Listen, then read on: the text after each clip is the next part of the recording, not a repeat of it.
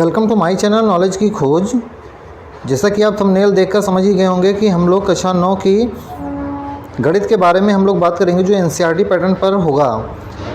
आप मेरे चैनल के साथ बने रहिए और एनसीईआरटी बुक से सभी प्रश्न आपको इसमें मिलते रहेंगे, उदाहरण से लेकर और प्रश्नावली के हर प्रश्न को मैं इसमें हल कराने का प्रयास करूँगा आप लोगों के लिए।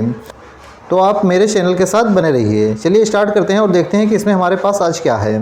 तो जैसा कि पहला चैप्टर आपको पता है, अध्याय 1 है, संख्या पद्धति है आपके सिलेबस में, जिसमें सबसे पहले हम लोगों को बात करनी है इस चैप्टर में, वो है प्राकृत संख्याएं। प्राकृत संख्याओं को इंग्लिश में हम कहते हैं नेचुरल नंबर्स कहते हैं।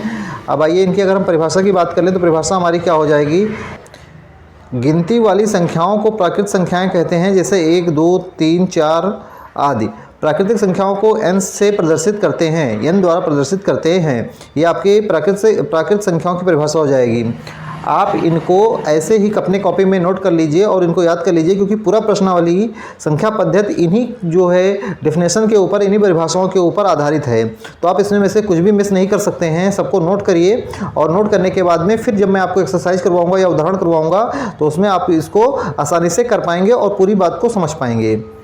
आगे बात करते हैं प्राकृत संख्याओं के बाद में हमें क्या जानना जरूरी है। प्राकृत संख्याओं के बाद में आपको मिल जाता है पूर्ण संख्याएं। पूर्ण संख्याएं क्या होती हैं, इनको देख लेते हैं। इनको इंग्लिश में होल नंबर्स कहते हैं। जब प्राकृत संख्याओं के समूह में शून्य को मिला दिया जाता है तो पूर्ण संख्याओं का समूह प्राप्त होता है। पूर्ण संख्याओं को W से प्रदर्शित करते हैं, जैसे 0, 1, 2, 3, 4 आदि। इसके बाद में आगे हम बात करें पूर्णांक की, तो पूर्णांक क्या होते हैं देख लेते हैं। पूर्णांक क्या होते हैं। पूर्णांक को इंग्लिश में इंटीजर्स कहते हैं। पूर्ण संख्याओं के समूह में यदि प्राकृत संख्याओं के ऋणात्मक अंक मिला दिए जाएं तो हमें पूर्णांकों का समूह प्राप्त होता है। पूर्णांकों को Z से प्रदर्शित करते हैं, जैसे -4, -5, -3, -2, -1 और 0, 1, 2, 3, 4 आदि। आगे अगर हम बात करें तो हम जानते हैं कि पूर्णांक हमारे दो प्रकार के होते हैं। एक पूर्णांक हमारा धनात्मक पूर्णांक होता है और एक हमारा ऋणात्मक पूर्णांक होता है। तो धनात्मक पूर्णांक को पॉजिटिव इंटीजर्स कहते हैं और ऋणात्मक पूर्णांक को नेगेटिव इंटीजर्स कहते हैं। तो पॉजिटिव इंटीजर्स के लिए शून्य से बड़े पूर्णांकों को धनात्मक पूर्णांक कहते हैं, जैसे 1, 2, 3, 4 आदि। अगर हम ऋणात्मक पूर्णांक की बात करें तो शून्य से छोटे पूर्णांकों को ऋणात्मक पूर्णांक कहते हैं, जैसे -1, -2, -3, -4 आदि।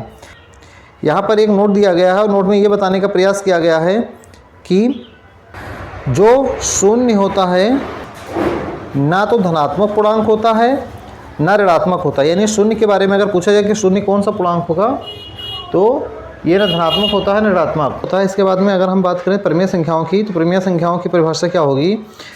तो परिमेय संख्याएं क्या होती हैं, जिनको हम इंग्लिश में रेशनल नंबर कहते हैं। वो संख्या जिसे P/Q के रूप में लिखा जा सके, जहाँ P और Q पूर्णांक हैं तथा Q ≠ 0 एक परिमेय संख्या कहलाती है। जैसे 1/2, 3/4, 5/9 आदि, ये जो है हमारी परिमेय संख्याएं हैं।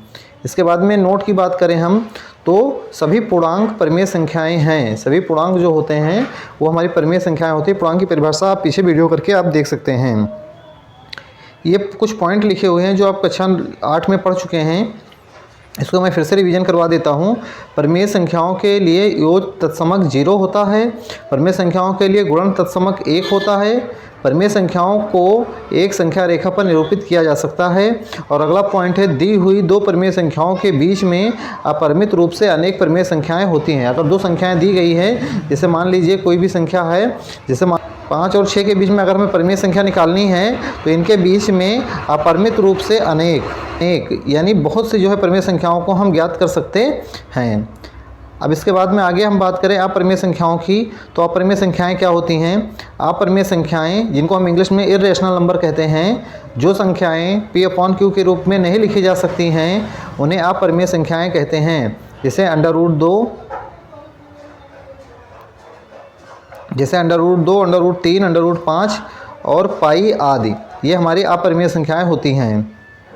इसके बाद में नोट लास्ट में बात करें तो नोट की, तो इसमें क्या होता है, पाई तो हम जानते हैं कि पाई हमारी एक अपरिमेय संख्या है, लेकिन अगर हम पाई का मान जो कि 22/7 होता है उसकी बात करें तो वो एक परिमेय संख्या होती है। इस प्रकार से मैंने इसके भूमिका पार्ट को करवा दिया है। अब आगे से हम लोग उदाहरण नंबर 1 या जो भी हमारे क्वेश्चंस होंगे वो हम करेंगे, लेकिन फिलहाल उदाहरण नंबर 1 से हम लोग शुरुआत करते हैं। तो मिलते हैं अगले वीडियो में।